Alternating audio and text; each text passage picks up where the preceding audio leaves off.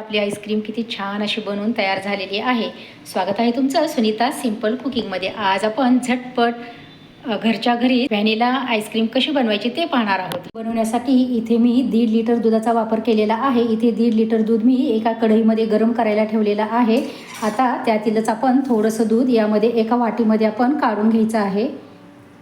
एका वाटीमध्ये आपण यातीलच थोडंसं दूध आपण काढून घेऊयात आणि या दुधाला छान अशी एक उकळी येऊ द्यायची आहे।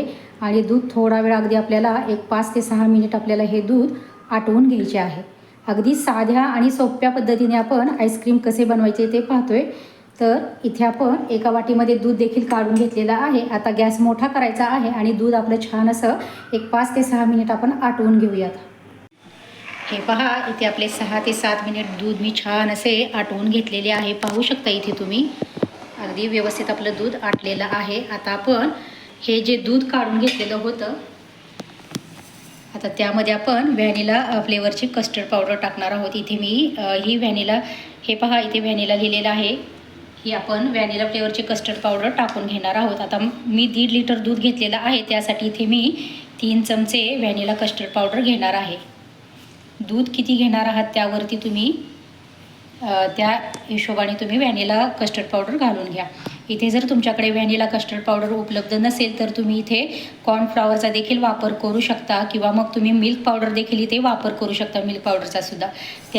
ते मिल्क पावडर देखील अशीच दुधामध्ये मिक्स करायची आहे, त्याच्या गुठळ्या होता कामा नये आणि हे व्यवस्थित आपण असं मिक्स करून घ्यायचं आहे, म्हणजे त्याच्या गाठी वगैरे राहणार नाहीत आणि आपल्याला लगेचच या दुधामध्ये ते घालून घ्यायचं आहे।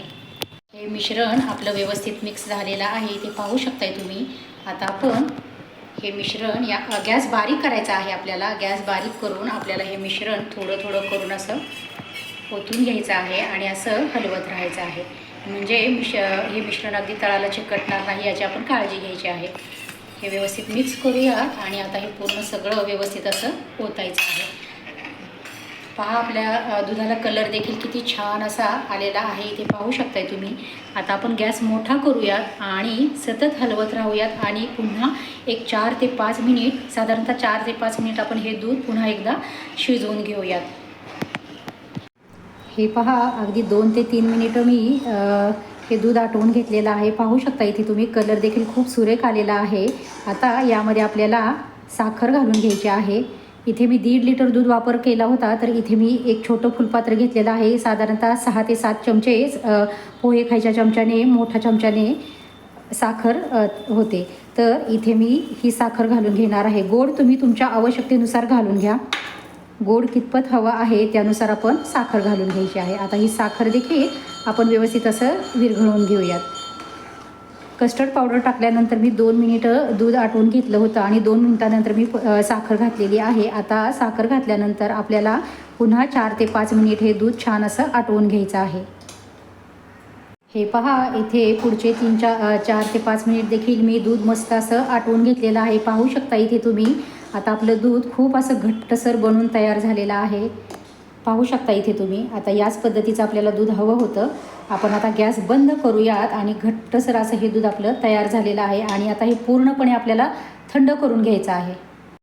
हे पहा, आता आपले मिश्रण पूर्णपणे थंड झालेले आहे। मी एका पातेल्यामध्ये काढून घेतलेले आहे। आता आपण त्यामध्ये टाकूयात ही 2 दिवसाची मी मलई साठवलेली होती, ती आपण मलई व्यवस्थित अशी मी फेटून घेतलेली आहे, ते पाहू शकताय तुम्ही। आता आपल्या आईस्क्रीमला छान क्रीमी टेक्स्चर येण्यासाठी इथे मी ही मलई वापरलेली आहे।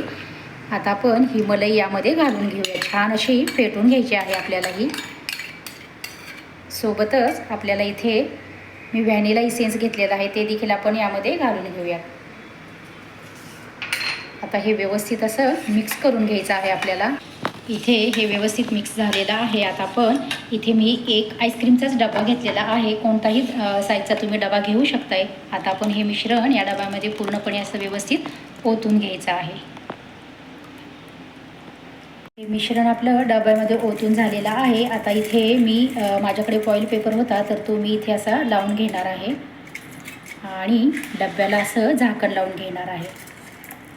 हे झाकण आपण व्यवस्थित लावून घेतलेलं आहे। आता आपण हा डब्बा फ्रीझरमध्ये 3 ते 4 तासांसाठी ठेवायचा आहे आणि नंतर पुढची प्रोसेस आपण करायची आहे। इथे आपली 3 तास झालेली आहेत। आता आपण आपली आईस्क्रीम चेक करून घेऊयात।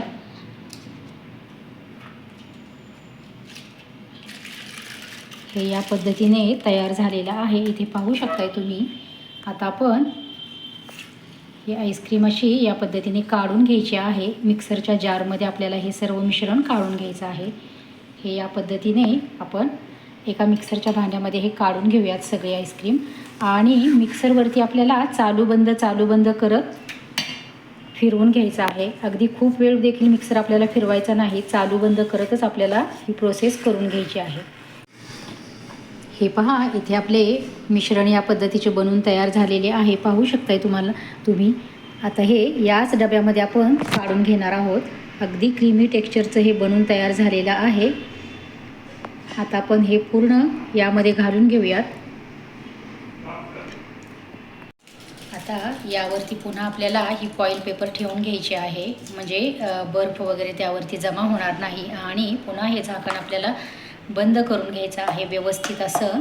आणि हे आता आपल्याला पुन्हा फ्रीझरमध्ये रात्रभर ठेवा किंवा 7 ते 8 तासासाठी तुम्ही ठेवू शकता. आणि आपण नंतर पाहूयात. इथे आपण रात्रभर ही आईस्क्रीम बनवायला ठेवलेली होती. आता आपण दुसऱ्या दिवशी बघत आहोत. हे पहा, इथे आपली आईस्क्रीम फॉईल पेपर देखील आपण वरचा काढून घ्यायचा आहे. अगदी अलगद वरच्यावर तो सहजपणे निघतो. या पद्धतीने आपण काढून घेऊयात. आणि आता आपण ही आईस्क्रीम काढून घेऊयात. पाहू शकता इथे तुम्ही आईस्क्रीम खूपच आपली छान अशी क्रीमी टेक्स्चरची बनवून तयार झालेली आहे. या पद्धतीने आपण हे असं स्कूप जर नसेल तर असं चमच्याच्या साहाय्याने आपण ही आईस्क्रीम काढून घेऊ शकतो. अगदी सहजपणे बघा ही आपली आईस्क्रीम निघते. अगदी घरच्या घरी आपण खूप छान अशी ही आईस्क्रीम बनवलेली आहे. आईस्क्रीमची जर ही रेसिपी तुम्हाला आवडली असेल तर नक्कीच व्हिडिओला लाईक करा, शेअर करा, कमेंट करा. चॅनलवरती नवीन असाल तर प्लीज नक्कीच चॅनलला सबस्क्राईब करा व शेजारील बेल आयकॉनही प्रेस करा. धन्यवाद.